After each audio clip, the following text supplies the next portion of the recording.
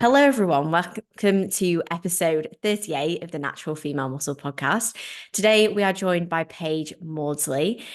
Paige is a natural wellness athlete, having competed in her first season last year, where she took home immense results, including winning the PCA First Timers, second at the PCA British, being crowned the overall champ at Two Bros Naturals, and so many more amazing outings. So it was an absolutely incredible season, not just for a first timer, but for a natural wellness athlete, which is really filling a gap, as me and Paige were talking about before recording, in the industry that's maybe not exposed quite as much. And it's really been incredible to see her kind of storm through that this past year, and do so incredibly well. I think that now, with more opportunities opening up in this division for natural athletes and natural federations, it was kind of perfect timing to get Paige on the podcast to talk about her journey and to really hear about kind of what's possible as a natural athlete in that space, which I think is kind of the main misconception at the moment.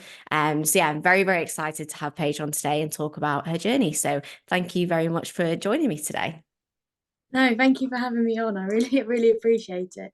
No, you're very welcome. And like I was saying, it's just, I think the biggest thing with wellness that is maybe why it hasn't been in a lot of natural federations before is because a lot of people think that, that level of like muscularity or being able to develop your legs that much isn't, possible like naturally, which we know it is, but a lot of people maybe are against it or don't see that they could possibly do that. And I think you've done an amazing job to prove that you can not only do so well in your own right, but actually, stand on stages that aren't even natural stages and do extremely well, which is really cool. So it's going to be exciting to talk through kind of what's got you from the very, very start of your journey to where you're actually at today. So the nice place to always start with any of these episodes is just your roots with training, with bodybuilding. So where did it all kind of start for you? Did you have any introduction to training or sport before you went to the gym? And what was that process of kind of getting into that world like for you?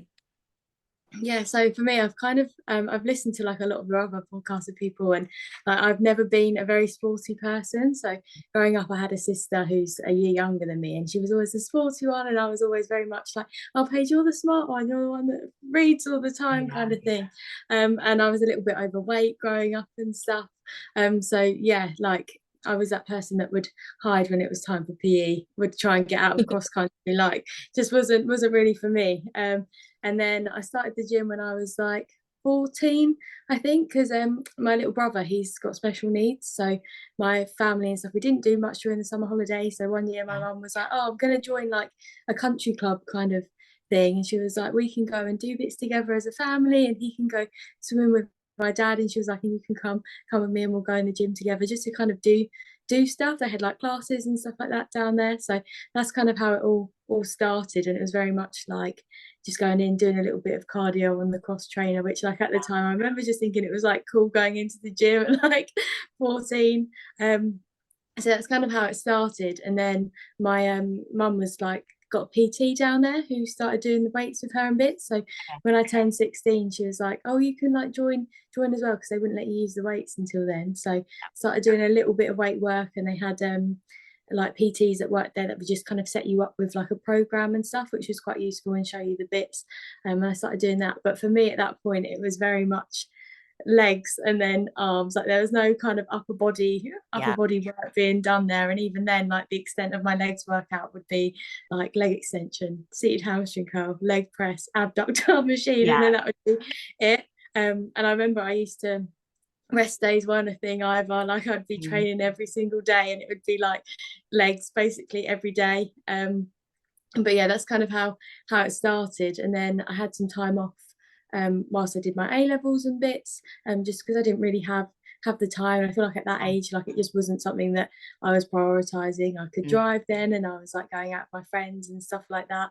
And then it wasn't until I started uni that funnily enough, I started uni and they didn't have any accommodation for me to Wow. stay in on campus. So I ended up having to go to this like private accommodation, and there was like nobody there. So I was quite isolated. So I was like, oh, I'll just kind of join the gym as something to kind of do in my free time. So I bought one of those. I don't know if you know those like Composed Limited plans that was like the hype back in like 2019. I bought one of those to follow, and I started just trying to get into training. I didn't know too much about the nutrition side of things, so I was just kind of following this plan, and I started sort of bulking because I was quite skinny at the time. So I remember trying to bulk, and again I had no idea how to do this properly. So I started like eating pretty poor foods. I was getting my protein in, but I was eating a lot of like bad processed foods and stuff as well, and just eating a lot more than I needed to. So I think within the space of like 3 months, I'd gained about 15 kilos, which obviously wasn't muscle that I had gained during that time. And also, at university I did a nursing course, so I was like a nursing placements as well. And in the hospital and stuff, there all this I did pediatric nursing, so they used to bring us all like chocolates and stuff like that. So I was eating a lot during the day, and I just bulked in the wrong way. So lockdown then hit. I moved back home, and I remember my mum and my sister was like, Paige, you look like you've gained a bit of weight. And I was like, oh God. But my mum was really useful actually. She had a PT because she's quite into the gym and stuff, and she just started at this gym that I now go to, and it's quite a big like bodybuilding gym. And I remember her being like, they've got all these really cool pieces of kit, and she knew that I'd started trying to go to the gym at uni, and the one I joined there was just like a pure gym, so it had like the very basic stuff. So she was like, oh, look at this, it's a pendulum squat, look at this, it's a hack squat and stuff. And I remember being like, oh, this looks really fun. So she came back from uni, we did one PT session together with her PT, and I like just really enjoyed it. So I signed up, and then lockdown like hit, whether it was like everything closed. So I was like, I've just joined this gym and I can't go to it. But we were quite lucky because my mum's always been very into training. So she's got a home gym here at our house, which had like more or less everything you could kind of need to train. So I had that during lockdown, and I spent a bit more time then just because I had the time available, kind of looking into like the nutrition side of things. And I realized like how wrong I kind of was around food and stuff before.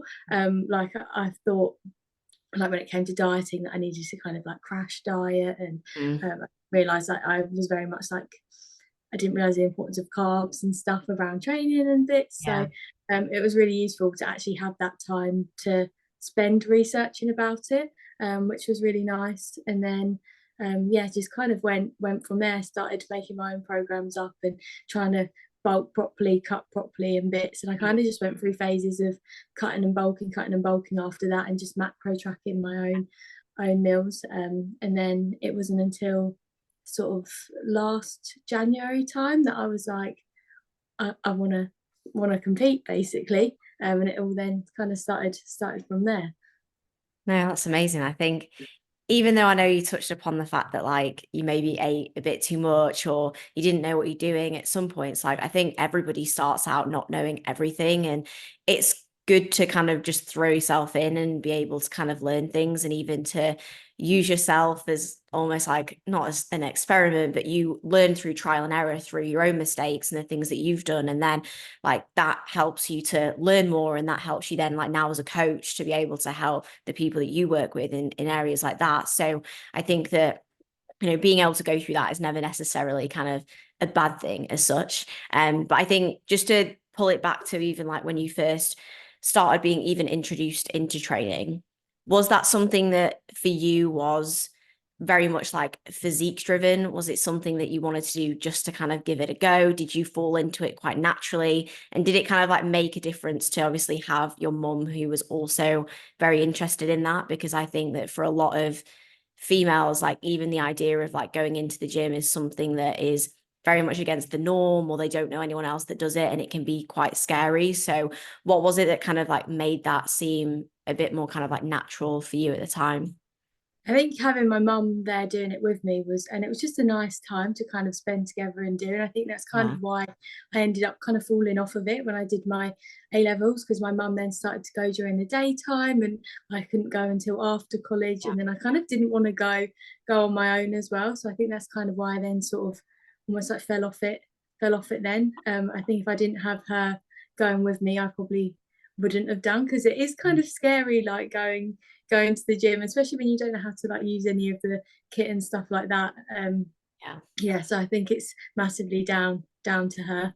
Yeah. And then did that help you a bit more with like a confidence side of things when you obviously started to go on your own when you were at uni as well? Yeah, and I was really lucky as well in the sense that like my mum was able to have like a personal trainer and stuff like that. So Yeah. she was, because I didn't have the money as like sixth former to do that. So I was really fortunate in the sense that she was doing that, and she was like, "Oh, do you want to come in these sessions with me and stuff?" And was able to learn from the people that kind of knew as such. No, that's amazing because it does really help. And I even think that there's a lot of bodybuilders who don't want to say they've ever even like been to a PT and things like that. But it's like everyone has to learn like somehow. And it's just like having a coach. It's like if somebody can speed up that process for you so that you don't spend like years in the gym, like not even knowing how to like get onto something like confidently, then it makes a huge difference. But I'd be really interested to know as well when you did start to like train a bit more when you were at uni and started to even take things a bit more seriously. I know lockdown probably gave you a lot more free time at uni than maybe it would have been before, because I had a very similar experience myself. But how did you then like find like managing, training and everything alongside uni life? Because I know that's something a lot of people touch upon. I know being in private accommodation, you said that it is very different than being in like the uni accommodation. But at the same time, did you manage to find things okay, like balancing training, especially with doing like nursing like you were doing as well? So I found it easy when I was at university doing it, Mm. for that first year, because I was only at uni for a couple of months. So I Okay. think I was only training about 3 months at the time. But then Yeah. when lockdown hit, and then like uni was, it was open, but I stayed at home. My uni wasn't too Mm. far, so I ended up for second year of uni and third year of uni staying at home, and then Okay. just Yeah. commuting to uni, which did help. But with the placement side of things, I remember like I'd have to do 3 4 like 12 and a half hour day shifts, and I used to have to commute an hour and a half each way to get to the hospital placements. And I remember like in a way it started to make me not enjoy going to uni anymore, because I was seeing how like my placement was affecting my training, and that would get me, it would get me really down, because I sure Yeah. like you can probably know when you're in the gym and you're like being able to move weights and stuff, and you can do it, and then suddenly you're not able to do it anymore. And I'm like, Yeah. it's because I'm not able to sleep. And like I remember, because it was like 4 days a week that I'd be on, I'd have 3 days technically to train, and I'd feel so exhausted from those shift days. And like it got to the point where I was trying to just get an upper body session done, when I'd get home at 10 o'clock at night, and I'd be taking pre-workouts just to try and get it in, because like it was frustrating me that I wasn't able to have the time to do what I wanted to do. Because I felt like training was like my time, like it was the Mm. only thing that I was kind of doing for me, if that makes Yeah. sense. So Yeah. like with the uni side of things, when it was just kind of lectures and online um seminars and stuff like that, like it was so much easier. But then when the placement time hit, I did really struggle with that. And I remember like for me, like at the time, it was something that made me really upset, because I just was like, how am I gonna do this? And I was thinking like job wise as well in the future, because I was Yeah. like, what am I gonna do? I was really fortunate, to be fair, after uni, that the job that I've got now is I work in the community, in like a Okay. health visiting team. So I work 9 to 5, Monday to Friday, which is like maybe have such a better balance with that kind of work and then training side of things. So I was thinking, I don't know how I'm going to be able to do. I knew that if I was in a hospital, I wouldn't enjoy my job, because it was be stopping me from doing the things that I wanted to do outside of it, like with Yeah. training and stuff. I So think I think that's so important. Like, obviously we all have to work to make a living somehow, but it's like having a job that still allows you to do things that are also really important to you and like matter for your well-being and things that you love. Like if you can't train and you can't bodybuild because you can't sleep and you're stressed all the time, it's like you have to look at how you prioritize those things. And you do obviously have an option with trying to plan that out to be in a better way for you. So I think it's important that you've been able to like realize that and then touch upon that, because you always test the boundaries when you maybe do a job where you do feel like completely written off and you realize, wow, okay, I can't train and keep going like this, because it plays a huge effect. So yeah, I'm glad that you've obviously been able to get that into a better spot now. But moving away from kind of like the uni side of things and then eventually actually deciding that you wanted to compete and begin that process, how did that then transition from you sort of just consistently training, learning more about macros. Like you said, you were kind of bulking, cutting on your own. When did sort of like the moment drop where you were like, you know what, I'm actually going to give this a go? Was there anything that kind of like pushed you, or anything that kind of like opened your eyes up to that competitive world? So because I like the gym I go to, a lot of the people compete and stuff, and I used to see them. I always used to think like I'd never be able to get through the prep process. I felt like I was eating like a bodybuilder, training like a bodybuilder, but Yeah. I thought the prep process, I was like, I don't think I've got that in me to be that disciplined to do it.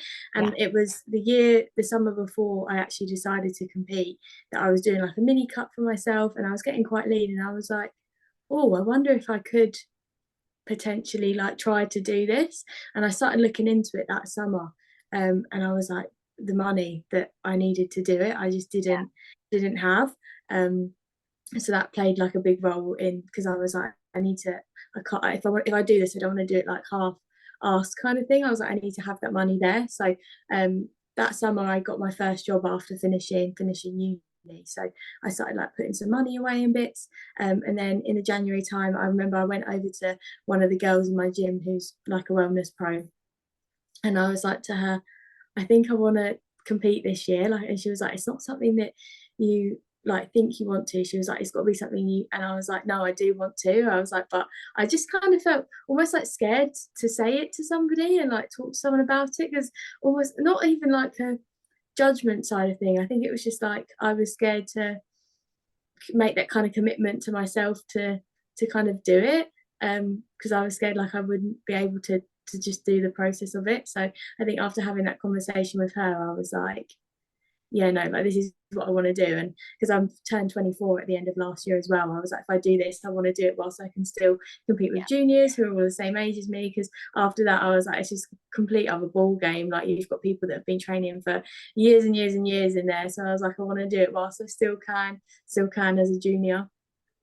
No, that's awesome. I think it's good that the girl that you went to in the gym as well was like, do you really want to do it? Because I think sometimes some people don't know if they are ready or not. And I think, by that point, you spent so much time actually training and actually just enjoying what you're doing, that you know that you are kind of like ready to go, but still having those feelings of like, it's weird because I felt very much the same before I competed, where it's like you're kind of ready, but then at the same time you don't want to say, oh, I want to compete 21, because you when you've not been there and you've not been in stage lean condition, it's like you almost don't know what it's going to be like, or if you can get there until you've done it. But then once you've done it, you're like, oh, okay, like I can do this. But it's just doing something that you've never really done before. But I think, once you do start to give yourself that confidence to do it, you're like, okay, I can put my all into this, and I can take away the best possible outcome.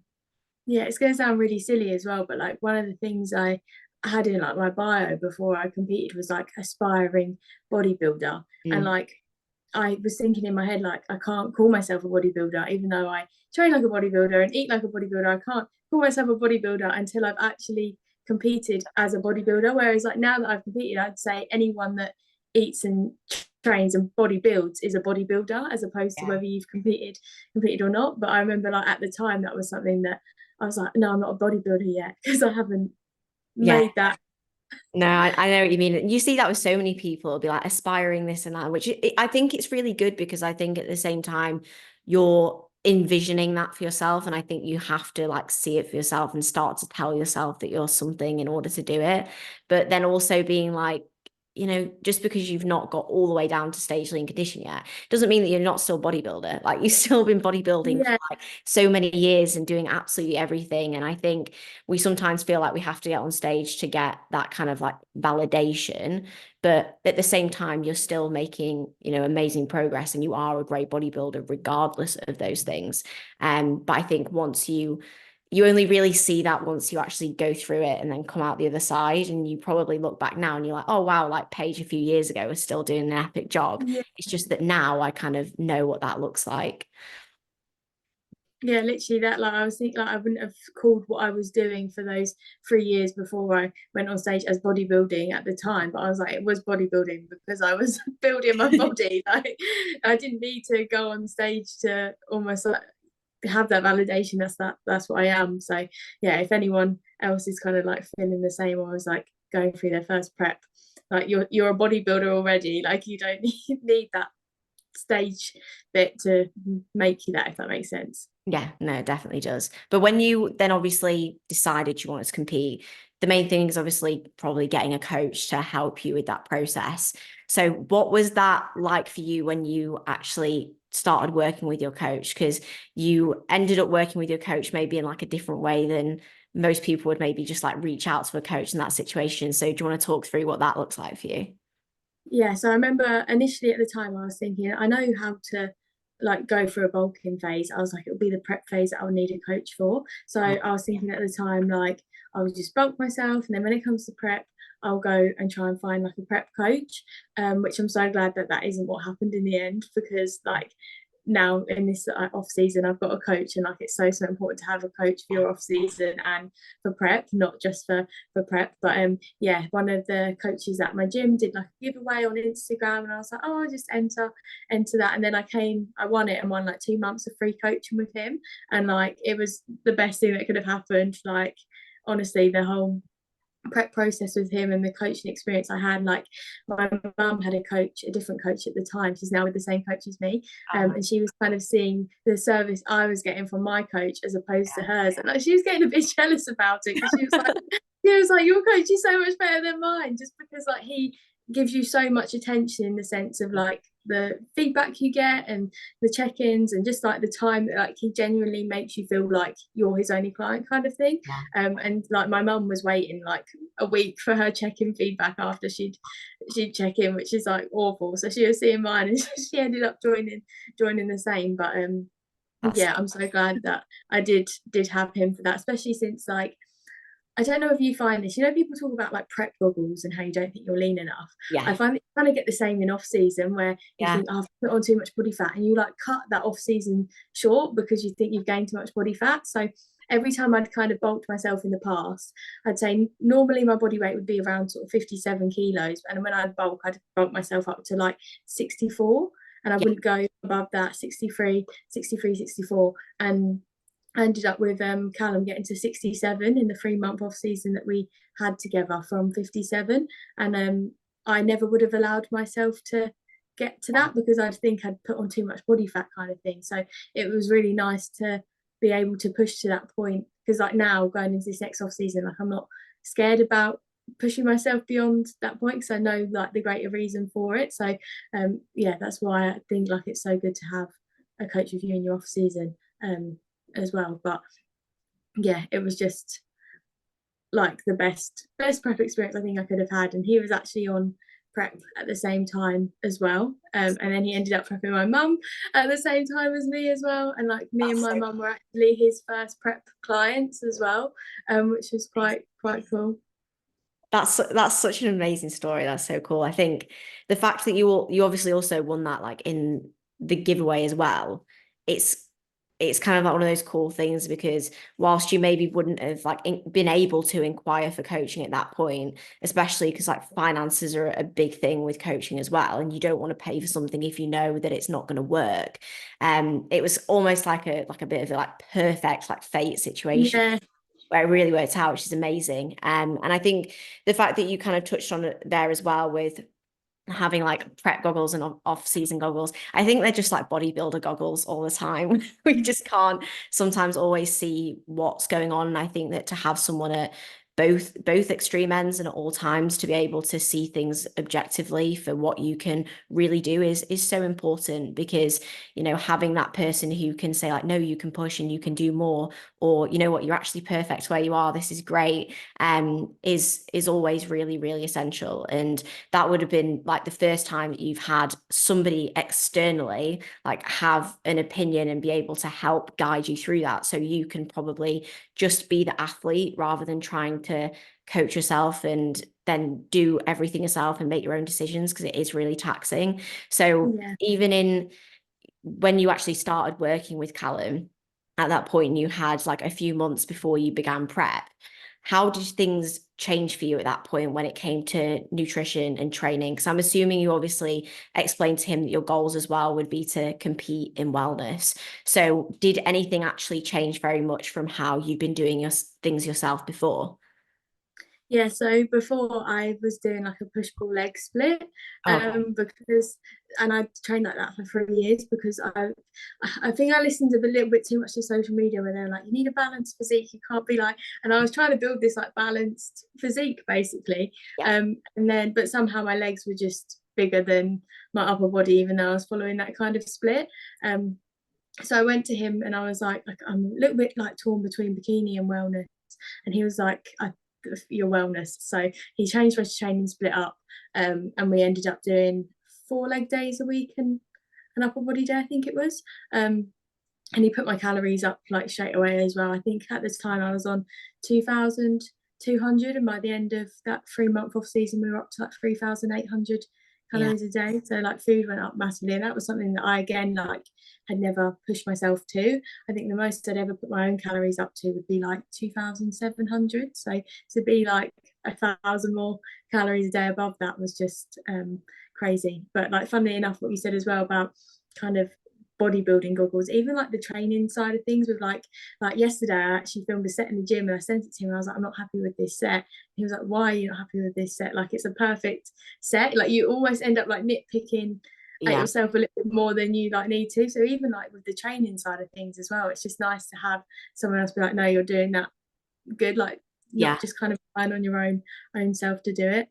Yeah, I think a lot of bodybuilders need that more than they need telling to like do things better. It's more so actually being told like what you're doing is okay because we're so much more likely to like put stress on ourselves or beat ourselves up because we always want to be better. But sometimes actually knowing like, you know what, you're doing a great job, like just keep at it, enjoy it, keep your stress low and you'll keep making progress. I think is really important. But I'd be really interested to know as well with when you changed from push pull legs to actually doing more lower body volume training, because yeah, you still need a good upper body for wellness, but you do need more like lower body at the end of the day. How did you like adapt to that recovery of like going from maybe training like legs every like 3 or 5 days to then doing it 4 times a week? So it was quite, whereas my training before, I think I was training like 6 days a week and I was having one rest day. So I ended up having more rest days, which was nice. And also the way that I trained legs before was everything was glute focused basically. So Okay. every way that I could, I was like most girls where I was like, I just want to get a big bump in the gym. So I remember like every exercise I could do would be as glute focused as possible. So Yeah. when I went to Callum, he was like, we need to bring up the quads and hamstrings and we need to cut down on the amount of glute work you're doing, because obviously they want balance in the lower body and my lower body wasn't balanced. We ended up taking glutes down to like I think 1 day a week, and I remember at the time I was like gutted. I was like, I only get to do one set of hip thrusts, like, but yeah, just to try and bring up quads and hamstrings a little bit more.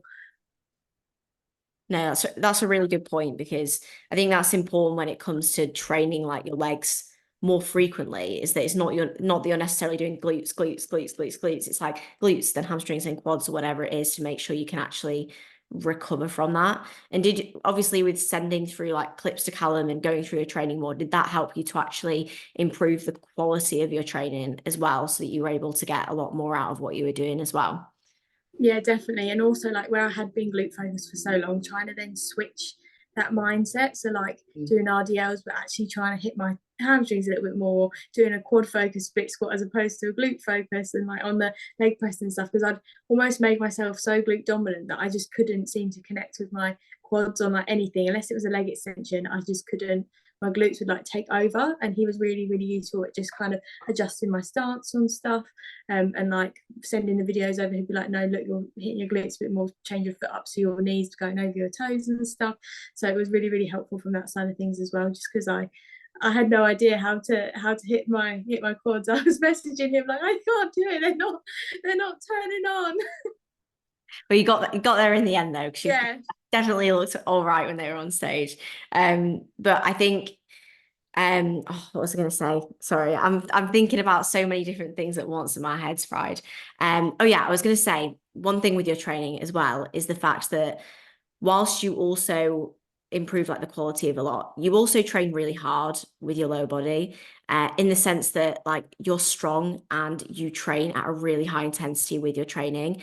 And I think a lot of things that a lot of wellness athletes get confused with, like up and coming ones who are in like say their first 5 or 10 years of training, they're still trying to build a lot of muscle.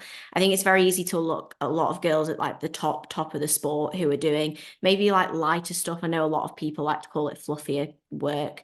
There's not really another way of describing it, because they're already at that level of like muscularity development, or they've got amazing genetics, combination of the two.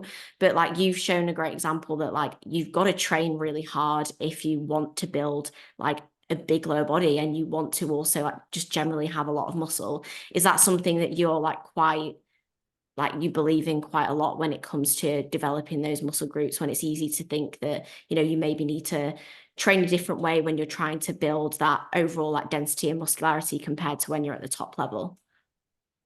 Yeah, I mean, it's definitely something that like I see a lot on social media where people are like, oh, you don't need to be lifting heavy, you need to be focusing on like time under tension and stuff like that, which I think it does have its role in as well. So I quite like to, with my training style, I like to do like my top set where it's like a really heavy kind of weighted set, and then my back off set I'll always drop it and focus more on like tempo and bits like that, just so I'm kind of hitting both across. But I remember like during prep, one of the things that like was really bothering me, which I think a lot of girls, if they're like thinking about wellness, is like how much muscularity have I actually got there, because us as females saw so much body fat there, and I'd never been that lean before to know what was really muscle and what was kind of fat. So I definitely found that that was something that was kind of really getting to me during kind of the prep phase. But yeah, in terms of training and stuff, I think I just like to have that balance of doing both. And I also quite enjoy those heavy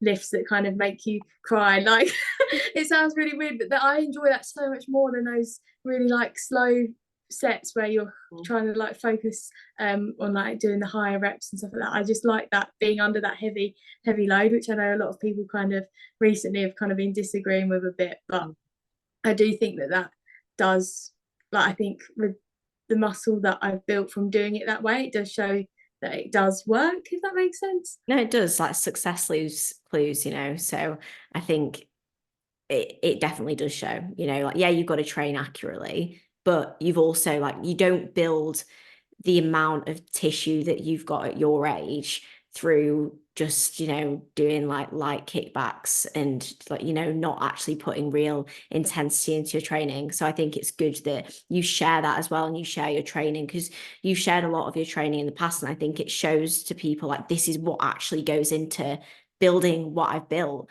which is important. But I mean, coming back to what you were just kind of speaking about with the actual prep as well, and then feeling like when you come down, it's always hard to know what's actually there muscularity wise. And you can sometimes question, like, have I got enough muscle here, or am I going to be competitive?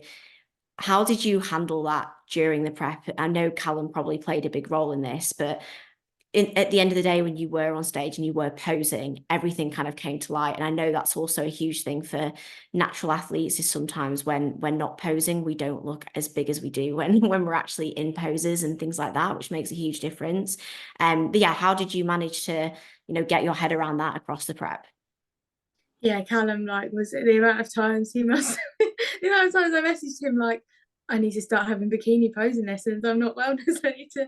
And he was just like, no, stop, like, stop being silly, like, you are our wellness. Like, he was really good with that. And also he was very much like, he was like, you'll see when it gets to showdown, you'll get your feedback and you'll know. So yeah, he was a massive, like, he must have got so sick of me like almost every day, like my legs are too small, I need to change. But I think as well, like, another big thing about wellness is it's not the biggest on stage that wins. And I think that some of the pros and stuff that you see have got like these massive like bodybuilder sized women legs, and actually like when you look at like the Olympia and stuff, you see it's not all about who's the biggest on Yeah. stage, more like the shape.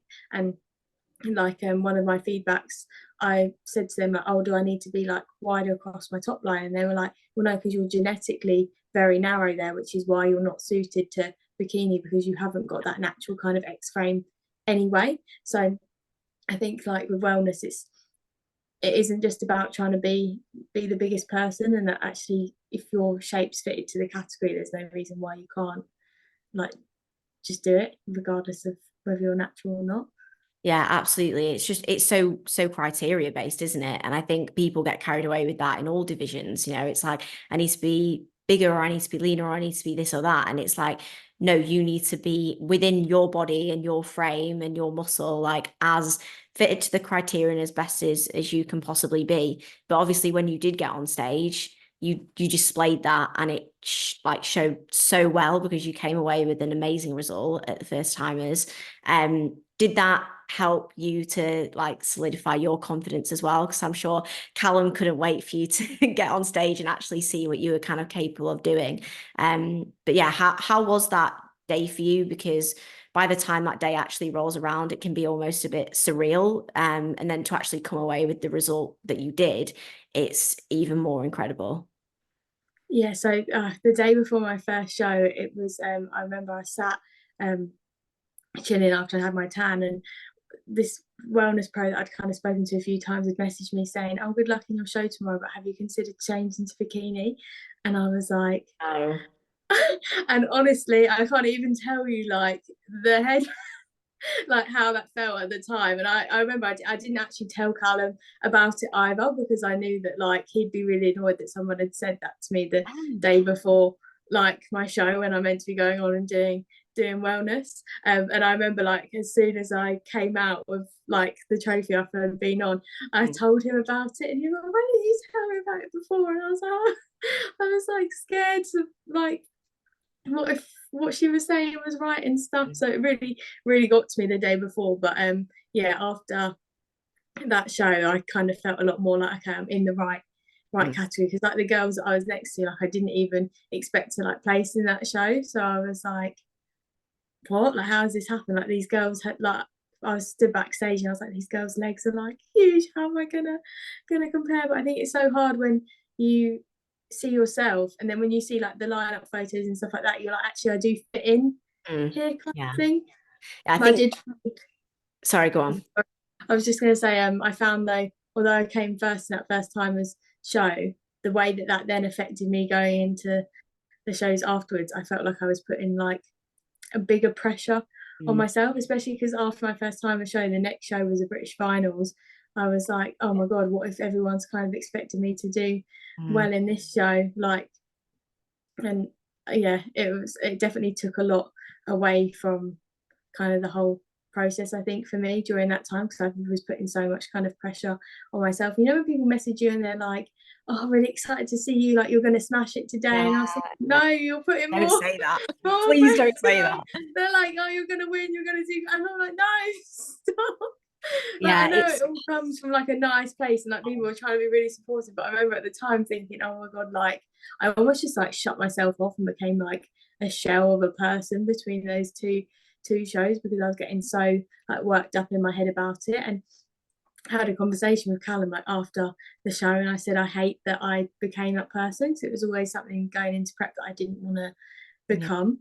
And like I said to him, it's just taken all the kind of the fun out of the whole show experience for me. So then after that show, because I'd been through that and I was aware of it and I didn't like it, going into the shows like after that, I felt so much more like relaxed and was just going into it to enjoy the shows. But I do think I needed to experience that to then know like actually this isn't the reason I came into competing like in the first place, if that makes sense. Did that come more so just through like changing your perspective a little bit, or did you actually try to like manage anything differently when it came to like, because I know social media plays a huge role as well, especially when somebody like yourself, like you kind of like come out of nowhere in like your first season and do so well. It's like suddenly you have loads of eyes on you that you've never had kind of before, where bodybuilding has just been for you and you've just been kind of doing a thing, and suddenly everyone's like, whoa, like look at Paige kind of thing. How did you manage that, like coming away from that finals to get yourself into a better headspace for the rest of the season? I'm not too sure. I think it was just the fact that I just really didn't like how the person I became. Like I was like, this isn't what I wanted to be. This isn't the process that I wanted to have. And I had so much fun with that first time the show. Like with the lead up to it, I was so excited, and I didn't have like any expectations as to what was going to happen. I was putting no pressure on myself, and it was just to like enjoy that experience. And then after the British finals one, like I hated it. I genuinely like. I remember I was about to go on stage, and I was like, I don't even want to be here and do this, because I put so much pressure on myself that I just wasn't even like. It just took the whole enjoyment away from it, and I just didn't want to feel like that, because I enjoyed the first show. So going into ones after that, I was like, I'm not gonna like. I'm just gonna go and enjoy the experience like I'd done with the first shows, and enjoy bodybuilding for what it is and why I enjoy it in the first place and why I do it in the first place, as opposed to worrying so much about what I think everyone else is going to think of me. So I realized as well afterwards how silly that was, because like nobody's going to think anything, like it doesn't affect anyone at all, kind of thing. But yeah, I just remember like after that first show thinking that because I'd come first, everyone was going to be expecting that, and with like the messages and stuff as well, it just, like you said, like you come out of nowhere, and then suddenly you've got all these eyes on you, and like you've got loads of people you don't even know messaging you like, oh, I'm really excited to see, and like, I'm going to be at the British finals, can't wait to see you like up on stage and stuff. I was like, oh my god, I can't deal with this like pressure, even though it was only me that was making that pressure. It was nobody else putting it on me. But yeah, after that I was just like, no, I'm going back to enjoying it for how it is. And it's weird, like I did that pro qualifier show, and I felt less pressure going into that show, and like enjoyed it, and had like just went and enjoyed it for what it was, as opposed to that British finals, which is strange. But I think that's sometimes a good thing about being able to go through like those multiple shows in the season as well, because as much as you experienced that at the finals and you didn't like it, like that's a kind of a positive to take away from it, is that you learn what you didn't like and you learn how you didn't want to approach bodybuilding. And I think almost every competitor has been there at some point where it's ended up flipping in a direction that they don't want to view bodybuilding in, or they don't want to view their bodybuilding process in. But that gives them the opportunity to then be like, right, okay, I actually don't like viewing it like this. And I'm going to actually then be able to move forwards, because now like you were able to go into the rest of your shows, and you'll be able to go into all your future shows with understanding the mindset that you don't want to be in. And I think it's so hard in the moment, especially when, like, let's be honest, you've been prepping for a long period of time, and your ability to think rationally in those situations is not the best anyway. It's usually, like you say, only when you come away from it that you can be like, oh, okay, like I don't know why I was like that at the time. But you kind of are able to actually learn so much from it as well. And did that really help you with, because obviously you got second at the British finals, which is like actually an insane result to take away, especially in your first season. But was that something that at the time, did you struggle with the result at all, or were you actually quite happy with this result and it was more, or was it more so just, I know it's a weird way of framing it, but it was more so the way that you felt going into the show day that maybe affected it more than anything else?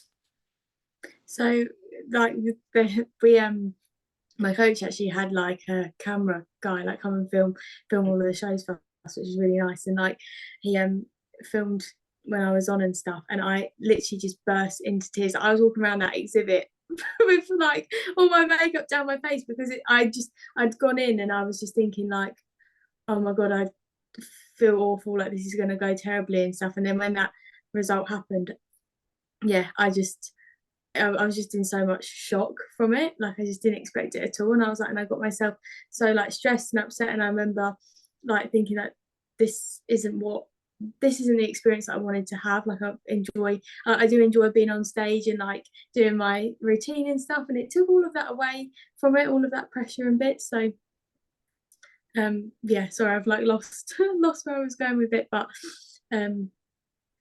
yeah, after that it was just, yeah, I don't know. Sorry, I've like completely lost.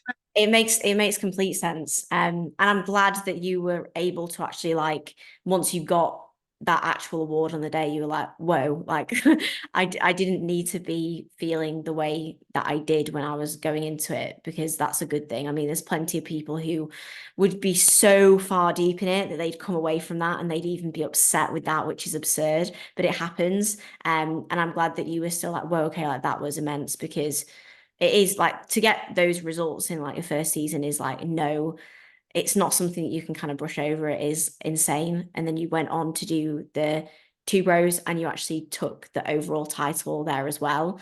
What was that experience like for you, actually going into the two bros natural show again? Because I don't know, did you compete as a junior then and then you did the open as well, or how did that process go for you? Yeah, so basically when I initially like went into prep and wanted to compete, I said that like I wanted to as a junior. And it wasn't until like I'd met with Callum, we were going through shows, and I was like, well, this junior doesn't exist.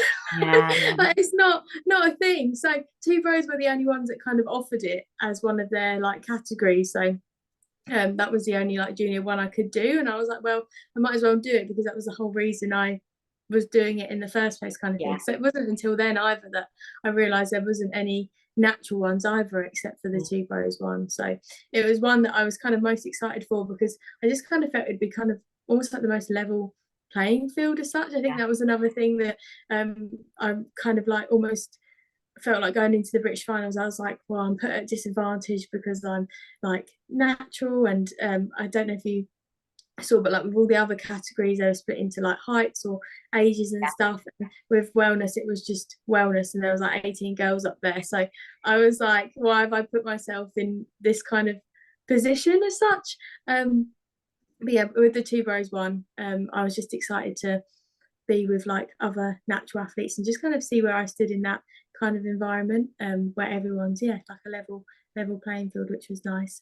But so I did the junior one where I was the only junior, and I quickly learned that it's why no other junior wellness isn't a thing with anywhere else, because I was the only one. And then I did the open class as well, where there was a few of us, and then because I won like the open class B, we went into like the overall with the other open class winners.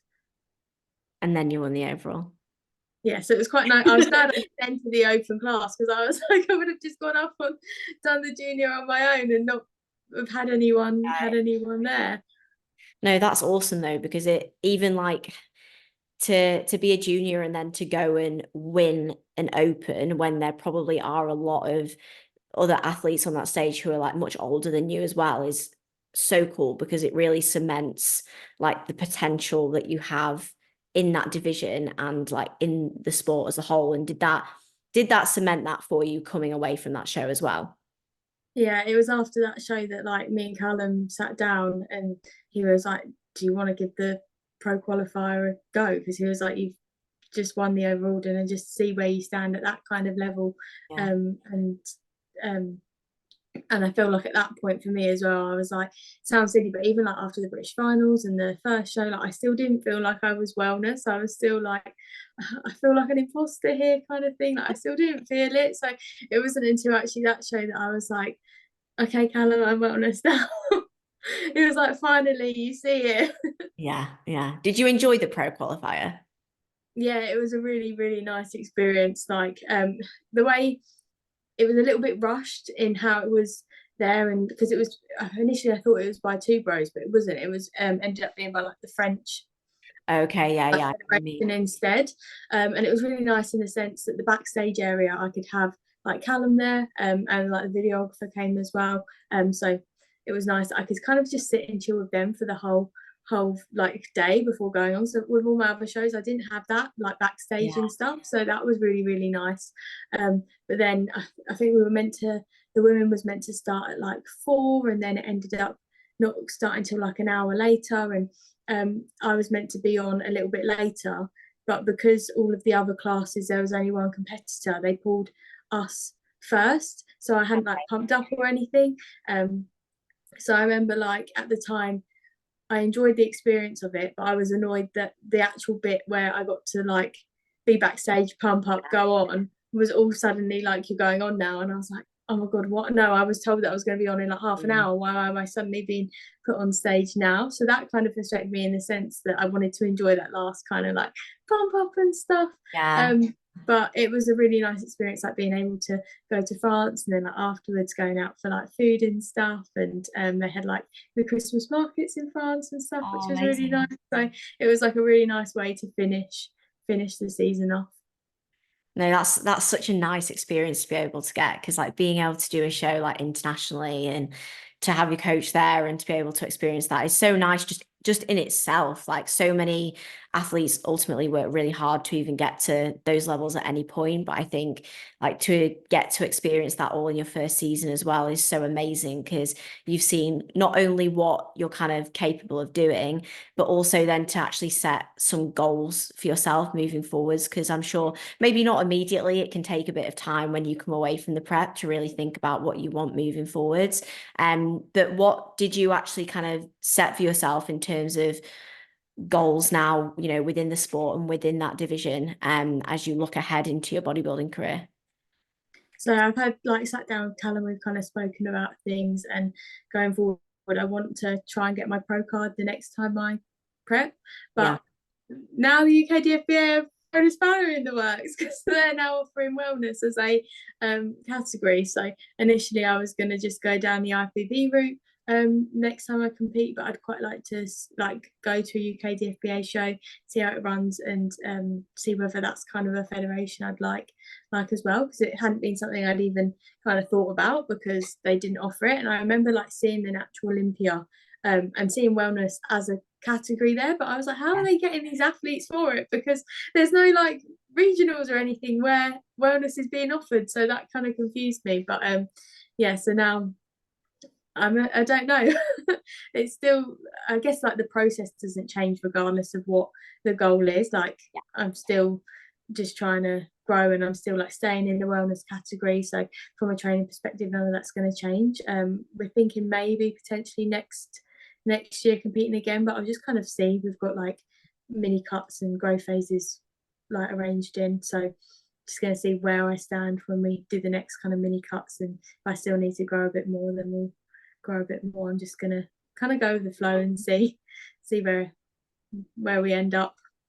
No, that's really exciting. I think, you know, to see you on like a natural stage like that it's a nice opportunity for you at the end of the day, so you can, you know, stand yourself there as a natural athlete and show what you're really kind of like capable of. And I'm so glad that they've started to introduce it, because it definitely needed doing. And because like you were saying, it's so confusing how they had the class at the Olympia, but they didn't in the UK, because the only governing bodies that were basically offering wellness, I think like the US were and like Italy was and like a few countries, but the UK weren't. I was like, we have so many good bodybuilders in the UK. Like, can we get some of those on that stage as well? So it'll be amazing for you to like have that opportunity. But at the same time, I really think it's fantastic how you're solidifying yourself in the IFBB as a natural athlete, and as a natural wellness athlete as well, and showing what you can do. And is that something that you've always, and even coming away from this season, just thought, you know, I still want to stay natural and prove what I can do as a natural athlete in the sport? Yeah, it's something that like obviously every natural athlete's kind of thought about, and it's just not for me. Like I like the idea of like just trying to see how far I can kind of push my natural body to go.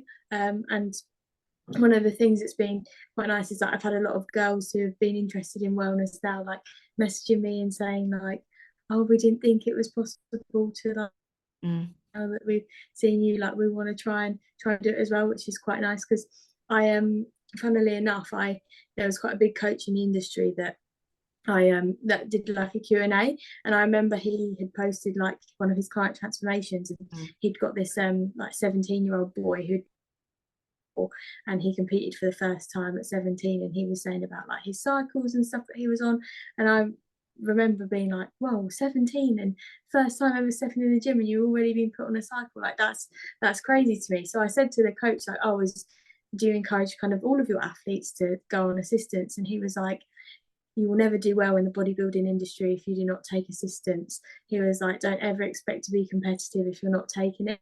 So it was quite cool at the British finals that he was there and I was up against one of his clients and then placed above her, and I was like, it's quite funny for you now where you said that I would never be like competitive as a natural athlete, and there you are with your client who's assisted. And yeah, so that was quite nice just to kind of show that you can still do well within the bodybuilding industry, I guess. Yeah, exactly. I mean, sorry, go on. I was just gonna say, like, I don't think it's like you don't go in. I don't know if it's just me, but like you don't go into bodybuilding to do well as such. Is that like, for me, like what do you class as doing well? Like it's, for me, like it's always been very much just trying to bring that kind of best version of me. So yeah, I just didn't really agree with what he was saying. Well, I'm glad that you kind of like stood your ground there and believed in yourself, because honestly, that's a situation where a lot of young like female athletes especially will just think like, oh wow, okay, like I can't do well if I'm natural, and then they end up going down a route that they maybe didn't even need to go down as well, which as a female, like let's be honest, has far more consequences as well than it does than a male, and it's a big decision to make. And there's absolutely nothing like wrong with people who do choose to go down that route, because that's their choice, and there are so many different routes you can go down in bodybuilding. But I think the important message at the end of the day, as you've shown, is that if you want to stay natural, you can do it naturally. You know, if you want to make that choice, great, but don't feel like you have to, because you can still do so much. Because wellness is one of those divisions where like the general terminology in the bodybuilding industry is like, oh, you've got to be assisted to do well. And or to, you know, be successful in the, because well is, you know, interpreted differently. But I think you've proven that, and I think that will inspire a lot of upcoming athletes in the sport, that, you know, if I stick with it and I keep going, I can still, you know, achieve my goals. And I think that's so important. So like, I remember when I actually first saw your page on a PCA reshare, and I clicked on your page and I was like, whoa, like that is so cool, because I'd never seen anybody else do that before. And I think that's why it's so important to share that out. And hopefully there'll be a lot of people that have listened to this episode today that will be able to like take that as means of inspiration for their own goals as well. So yeah, I just want to say a huge thank you to you for talking through that and being able to share your own journey with everyone else as well. Yeah, no, thank you for having me on and talk about it, because I feel like it is just like, I don't know many natural wellness girls, and I remember like there was a few that I'd met online on like social media, and I was messaging, and then suddenly they were like, oh, by the way, we're using assistants now, and I'm like, no, another one's got kind of thing. Like All nostalgia. and yeah, like I think as well, like going into your first prep and stuff, like you don't even know if you're going to enjoy the whole process of prepping. And like I personally like don't feel like, unless you're kind of wanting to kind of compete competitively and go down that kind of route, sort of like not career wise, but do you know what I'm kind of mean? Like, I know what you mean. I don't think like there's any reason to use any. So yeah, when I've like, and I think like you said, like for girls the risk is so much more, and I just think if that's not something that you're wanting to do, like why are you taking that risk? I think it's more girls being encouraged by especially male coaches who don't understand how the female body works and stuff, that are encouraging them without kind of talking to them about the risks associated with it. Like I see some girls as well who'll message me like, oh yeah, I'm natural as well, but I use Clen, and I'm like, yeah, but there's still got like there's still side effects to using Clen as well, that like can you class, you can't really class yourself as natural if you're using fat burners and stuff like that too. But again, it's just like something that's been so normalized. Like I'm actually on I don't know if you are, but I'm on like Facebook competitor groups and stuff, and I see girls like, hey lovelies, just wondering what your view is on me taking this and this. I'm like, and I just listen to people in the comments like, oh yeah, this is absolutely amazing, I couldn't have lost my body fat on my legs if it hadn't been without Clen. And I'm like, this is crazy to me that people are just taking advice about assistance on just Facebook pages from people they don't even know, and like some of the dosages they give. And I just think like it's crazy to me how almost like it's become normalized. Like you're talking about what should I have for dinner tonight, like yeah crazy. So it's just quite nice to be able to kind of like more informed girls about kind of the side effects and stuff, and just making sure that when they make that decision, it's because they genuinely want to, as opposed to feeling like they need to.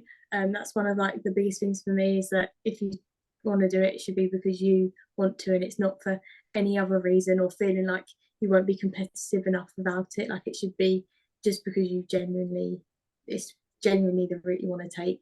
And it shouldn't be something forced upon you. The amount of girls as well that message me saying like, oh, my coach has told me to take this, this, and this, and I'm like, it's crazy to me that it's been like just forced upon people as well. Like, to me, like, it should be something that coaches are bringing up to their clients. It should be something that the clients open that conversation up with their coach about and done their own research and stuff.